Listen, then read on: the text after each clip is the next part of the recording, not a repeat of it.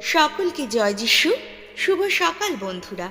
আজকে প্রভুর বাণী প্রবচনমালা অধ্যায় 10 এবং পদ সংখ্যা 10।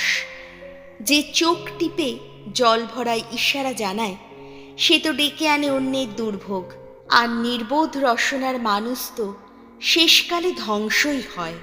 এই পদটি আমাদের সতর্ক করে দেয়, ছলনা, ইঙ্গিতবাহী কথা বা ঠাট্টা মশকরা দিয়ে যদি আমরা মানুষকে বিভ্রান্ত করি, তাহলে সেটা একদিন আমাদেরই জন্য বিপদ ডেকে আনবে।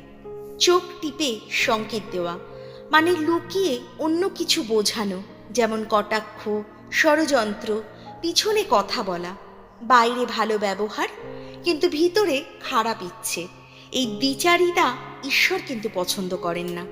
পদটির দ্বিতীয় অংশে বলা হয়েছে, নির্বোধের ধিক্কারই ধ্বংস ডেকে আনে। অর্থাৎ যারা জ্ঞান ছাড়া কথা বলে, পরিহাস করে, তাদের আচরণ একদিন তাদেরই সর্বনাশ ডেকে আনে। এই পদ আমাদের বলে, সততা ও সরলতা এটাই ঈশ্বরের পথে হাঁটার চিহ্ন। যা বলছি সেটা যেন সত্য হয়, যার সঙ্গে আছি তার প্রতি যেন আমাদের মনও পরিষ্কার থাকে। এসো প্রার্থনা করি।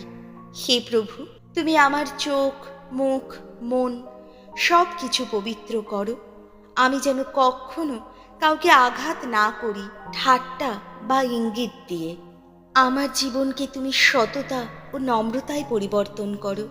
আমি যেন সদা তোমার মতো স্বচ্ছ ও স্পষ্ট হয়ে থাকি।